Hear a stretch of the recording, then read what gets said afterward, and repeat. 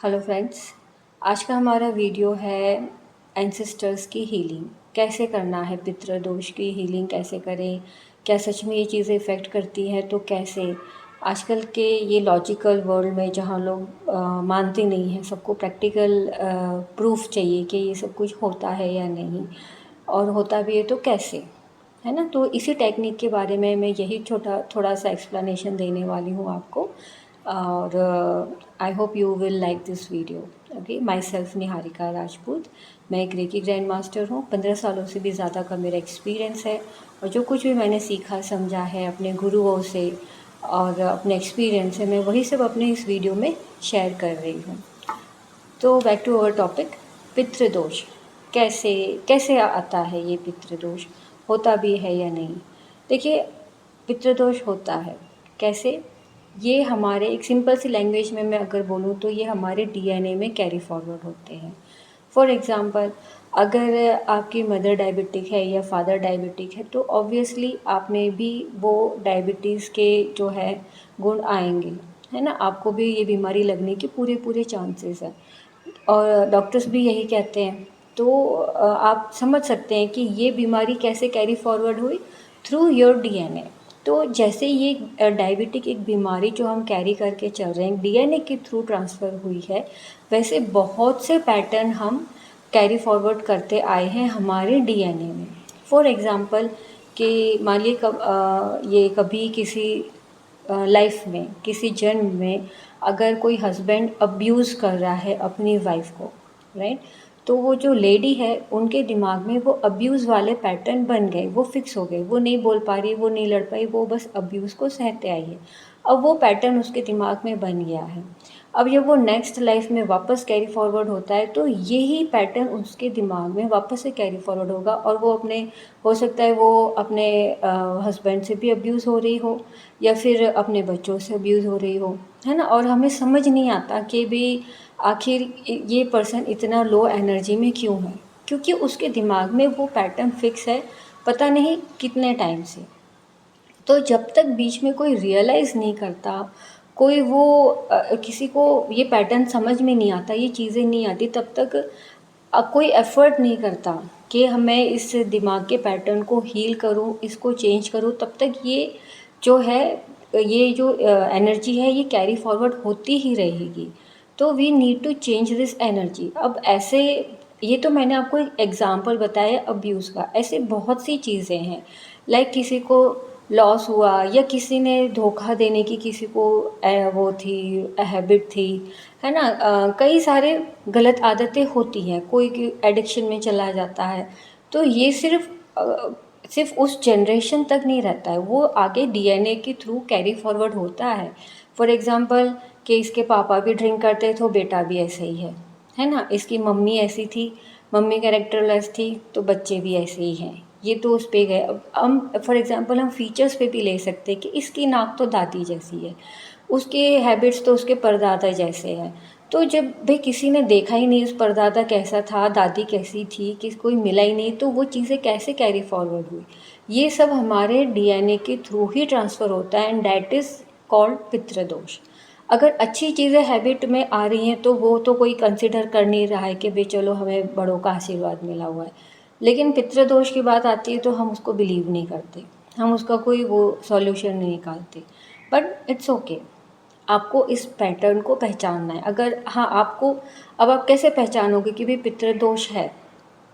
एक आपको एनालाइज़ करना पड़ेगा कि भाई अगर आप पितृदोष से सफ़र कर रहे हो तो आपको देखना होगा कि आपकी फैमिली में कौन सी चीज़ें रिपीट हो रही है आपके साथ। जो मेंबर्स, जैसे मान लीजिए अगर कोई बीमारी है तो वो कंटिन्यू हर वो जनरेशन टू जनरेशन कैरी हो रही है। फॉर एग्ज़ाम्पल मैंने कई लोग ऐसे देखे कि एक ही घर में बहुत सारे कैंसर पेशेंट हैं, डायबिटीज़ तो है ही सही। किसी के नेचर, है ना, वो बहुत जल्दी, जैसे कुछ लोगों की नेचर होती है एग्रेसिव नेचर होती है, गुस्से वाले हैं, है ना। तो अगर पापा बहुत गुस्से वाला वायलेंट है तो बच्चे भी वैसे ही हैं। तो ये बिहेवियर आपको पहचानना होगा, चाहे वो बीमारी है, चाहे बिहेवियर है, चाहे वो किसी की नेचर है। तो ये सब आप क्लियरली शो करता है कि ये पितृदोष कह लो या डीएनए के थ्रू ट्रांसफ़र हुआ है। नाउ द मेन थिंग कि इसकी हीलिंग करनी कैसे है। बहुत सिंपल सी टेक्निक है। आपको करना क्या है, आराम से जैसे आप हीलिंग करने के लिए बैठते हैं, आप वैसे प्रेयर करो। हीलिंग करने के लिए बैठो, थोड़ा सा मेडिटेट करो, अपने आप को रिलैक्स करो और रेकी से प्रे करो कि मैं अपने एंसेस्टर्स की हीलिंग करना चाहती हूँ या चाहता हूँ, और जो भी मेरे ये बिहेवियर, जो पैटर्न, जो भी तकलीफ़ें चल रही हैं, जहाँ से भी आई हैं, जिससे भी आई हैं, उन सब तक ये हीलिंग जाए और ये जो एनर्जी है वो क्लियर हो। नाउ अब आप अपने सिंबल्स को एक्टिवेट करिए। अगर आपके पास और भी करुणा रेकी के मास्टर्स के भी सिंबल हैं, आप वो भी कर सकते हो। अदरवाइज़ जो सिंबल है हमारा फर्स्ट और सेकंड लेवल का, चौकुरे से ही केन होंसा जैशुनेन, होंसा जैशुनेन बहुत ज़रूरी है, क्योंकि ये हर जगह कनेक्ट हो जाता है, हर डायमेंशन में जाके आपको कनेक्ट कर देता है, स्पेस में भी जाके कनेक्ट करता है, हर डायमेंशंस में भी जाके आपको कनेक्ट कर सकता है। तो होंशा जैशुनेन जो है डिस्टेंस सिंबल, ये बहुत ज़रूरी है इस हीलिंग के लिए। ठीक है, अब आपने इन्वोक करना है एनर्जी को, और आपने बस जैसे कोई इको होता है ना, जैसे हम कुछ बोलते हैं तो वो साउंड इको होता है, आपने उस तरह से इंटेंट करना है कि जो भी मैं ये एनर्जी रिलीज़ कर रही हूँ, जो रेकी हीलिंग जो निकल रही है, ये इको हो रही है from your body to universe, space, सब जगह रोटेट हो रही है कि जहाँ से भी ये लीनेज, जो आपकी फैमिली लीनेज है, जहाँ से भी ये बिहेवियर पैटर्न्स जो आ रहे हैं, रिपीट हो रहे हैं, जो भी तकलीफ़ें रिपीट हो रही है, वहाँ तक ये एनर्जी जाए। बस एनर्जी जाए। आप कोई पर्टिकुलर इंटेंशन को या आउटकम को लेके वो फिक्स मत हो जाना, रिजिड मत हो जाना कि मेरी ये चीज़ ठीक हो जाए। बस एनर्जी को जाने देना है आपको, ठीक है। बाकी जो कुछ भी रिजल्ट, जो आउटकम आना है, वो तो यूनिवर्स और एनर्जी खुद डिसाइड करेंगे।